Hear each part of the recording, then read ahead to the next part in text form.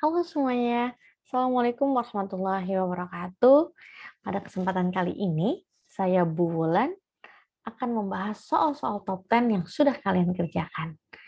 Nah, pembahasan soal-soal top 10 ini akan saya bahas secara singkat, padat, dan jelas ya, serta bagaimana sih cara menjawabnya dengan tips dan trik yang sesuai dengan waktu ketika mengerjakan soal-soal UTBK atau kalau SIMAK UI atau juga bisa UTUL UGM. Oke, langsung aja kita akan bahas soal-soalnya. Oke, bersama saya Bu Wulan akan menjelaskan dua soal utama yang ada di UTBK yang termasuk dalam TPS, yaitu bab PPU dan PBM. Apa sih PPU? Apa sih PBM? Oke, PPU eh,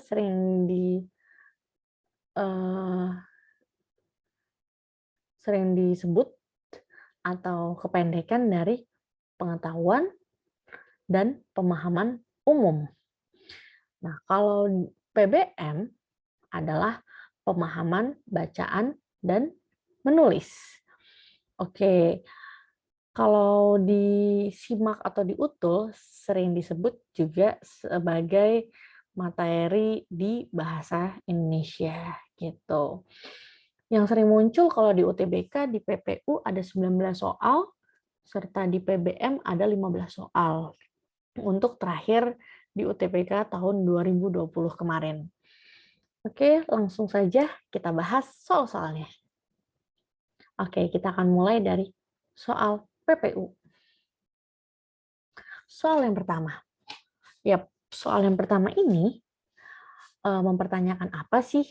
Nah, tipsnya buat kalian yang mau jawab dengan teks-teks yang lumayan panjang, kalian harus baca soalnya terlebih dahulu. Kenapa harus soalnya terlebih dahulu? Karena agar bisa efektif dan efisien. Nah, kita baca dulu soalnya ya. Oke, soal yang pertama, pertanyaannya adalah gagasan pokok bacaan. Apa sih gagasan pokok bacaan? Oke, gagasan pokok bacaan ini adalah yang sering kita sebut kalau di pelajaran bahasa Indonesia tuh kayak pertanyaan mengenai ide pokok. Yap, ide pokok ya. Jadi sering banget ini adalah pertanyaan mengenai ide pokok. Nah, pertanyaannya selanjutnya adalah gimana caranya untuk menentukan ide pokok yang bisa benar, Bu? Nah, dengan cara yaitu kita harus tahu ide pokok ini didapatkan intisarinya dari kalimat utama. Dalam hal ini saya akan singkat menjadi KU ya. Kalimat utama. Oke, oleh karena itu kita langsung lihat aja dari soal, kita lihat teksnya. Oke, kalau lihat teksnya di sini ada dua paragraf. Paragraf pertama dan paragraf kedua. Nah, dua paragraf ini kalian masih ingat nggak materi tentang paragraf? Yang disebut paragraf itu yang gimana sih?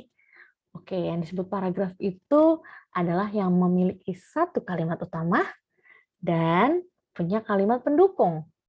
Nah, kita lihat kalimat utama dari masing-masing. Karena ini ada dua paragraf, maka kita harus tentukan dulu secara keseluruhan ya untuk menjawab soal ini.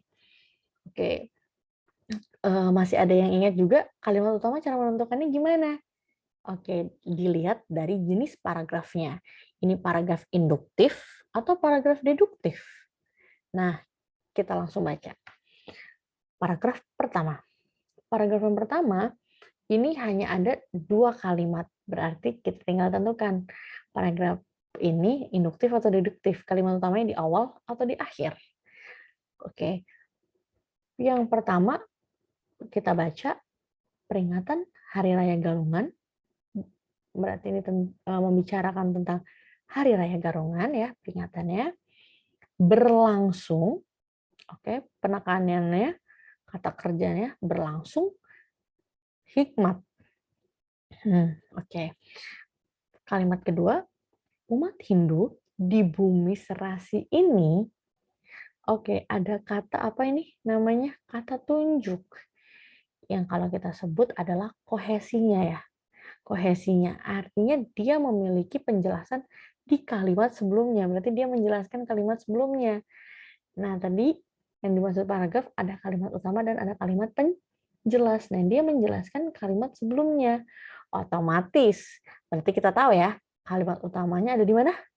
Ada di paragraf, ada di kalimat pertama. Jadi, untuk paragraf 1 ini, kalimat utamanya ada di kalimat nomor 1.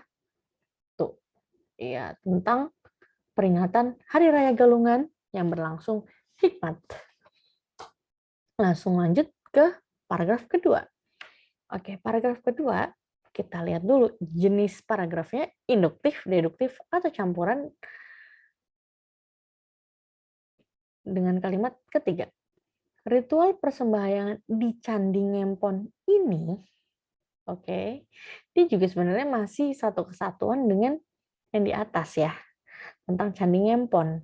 Tapi dia pasti punya kalimat utama atau idenya yang berbeda dengan paragraf yang atasnya.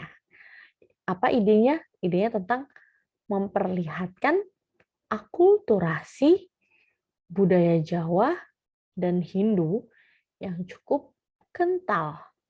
Mulai dari pakaian hingga rupa-rupa sesaji menjadi persembahan.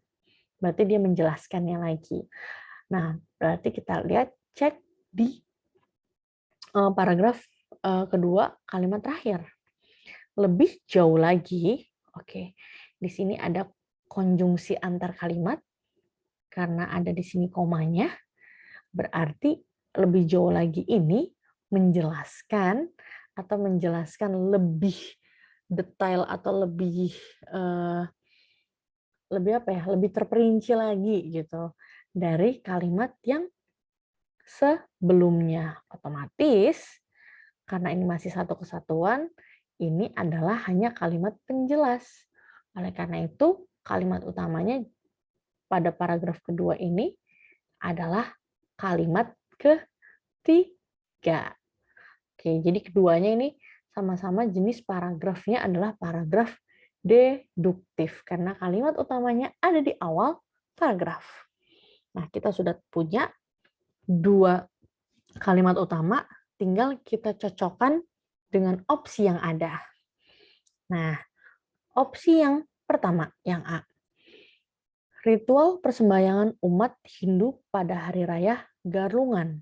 Nah, ini merupakan gagasan utama yang hanya ada di paragraf ke-1. Sedangkan ini teks ada 2 paragraf, jadi harus mencakup kedua-duanya. Jadi yang A tidak tepat. Kemudian yang B, upacara galungan di Semarang, oke, ini adalah ide pokok di paragraf yang pertama sebagai bentuk akulturasi budaya. Nah, ini mencakup paragraf yang kedua, gitu. Apakah ini jawabannya? Kita lihat jawaban yang lain ya. Yang C, sudut pandang budaya Jawa dalam memaknai Hari Raya Galungan. Berarti ini ngomongin sudut pandang.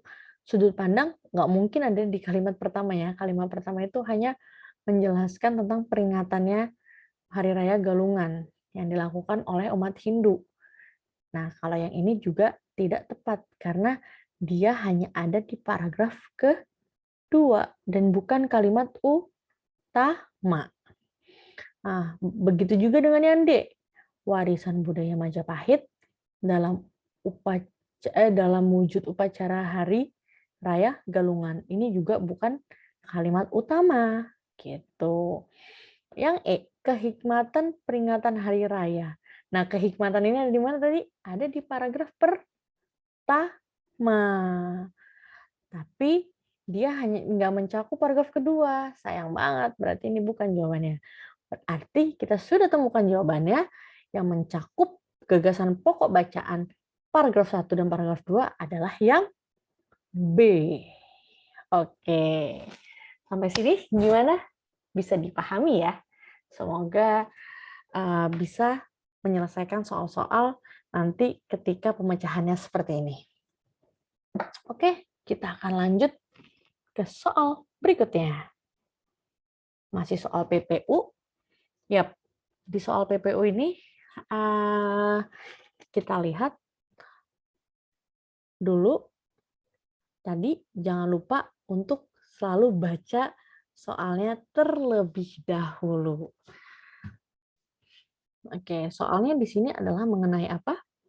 Mengenai kalimat penjelas. Oke, yang tepat untuk melengkapi paragraf tersebut. Kalau tadi kita harus menentukan kalimat utama, sekarang adalah menentukan kalimat penjelasnya. Yap. Oke, kita baca dulu. Ini ngomongin apa sih teksnya? Ini ngomongin tentang tide-tide adalah tarian khas Halmahera Utara yang biasanya dipentaskan pada acara tertentu, seperti pada pesta perkawinan adat, atau pesta rakyat. Tarian ini, oke, berarti kita tahu kalimat utamanya di mana? Kalimat utamanya ada di kalimat definisi pertama. Ya, kalimat utamanya ada di awal, berarti paragraf ini adalah paragraf deduktif ya. Setidaknya kita juga harus menerapkannya biar tahu gitu. Ini maknanya tentang bahas atau ngomonginnya soal tarian tide-tide. Tarian ini, oke ada referensinya ya, berarti ini adalah kalimat penjelas sudah pasti memiliki makna tertentu yang dapat diartikan. Dia memiliki makna tertentu yang diartikan sebagai bahasa pergaulan. Sehingga tide-tide juga dikenal sebagai tari pergaulan. Tarian ini menjelaskan kembali dibawakan oleh kelompok penari pria dan wanita yang berjumlah 12 orang.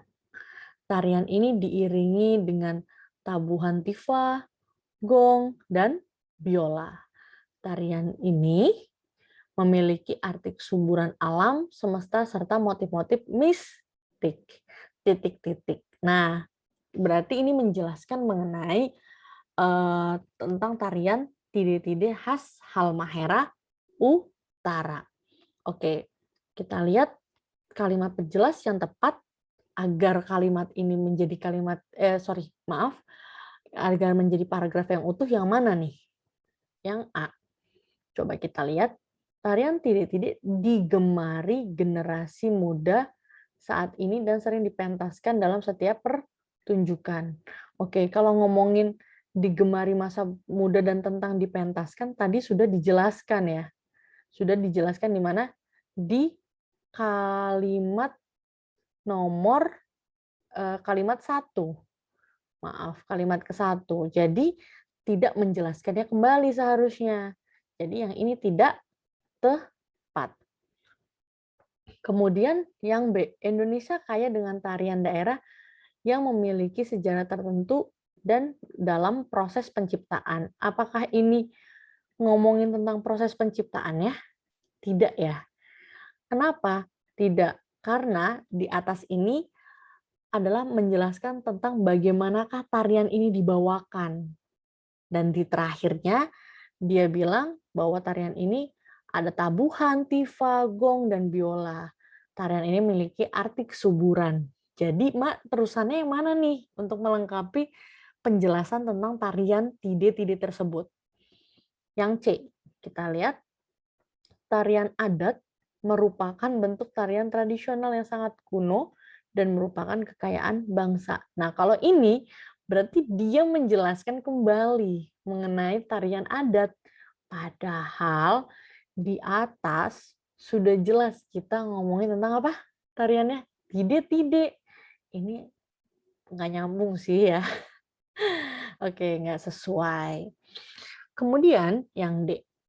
tarian ini tidak bersifat liris. Oke, ditarikan secara duet, baik, dan duet oleh penari putra-putri sebanyak 2 sampai 6 pasang. Oke, ini berarti menjelaskan kembali ya. Kenapa? Karena di sini ada kata di kalimat kedua ada tamuan tarian ini, kalimat ketiga ngomong tarian ini, dan kalimat keempat ngomongin tarian ini. Sebenarnya kata kuncinya itu di setiap kata yang diulang ini. Karena paragraf ini selalu menjelaskan atau selalu mengawali titik dengan kata yang sama, ya, gitu. Coba yang E ya, kita bandingkan dengan yang E. Halmahera Utara juga memiliki denge-denge sebagai tari pergaulan yang dibawakan sekelompok penari. Ini malah keluar dari teks, memperbandingkan. Sedangkan kita lagi ngomongin dan kita sedang membahas fokus satu kita tarian tide-tide. Jadi yang E tidak tepat karena tidak fokus ya. Karena ya seperti dibilang out of the text gitu. Keluar dari teksnya. Jadi yang E tidak tepat, jadi yang tepat adalah yang D. Kenapa yang D tadi? Karena memiliki pengulangan yang sama, yang pertama, gitu triknya. Kemudian yang kedua, isinya menjelaskan lebih lanjut mengenai tarian ini isinya apa, seperti itu. Oke, gimana penjelasannya? Semoga bisa dimengerti ya untuk soal nomor 2 ini.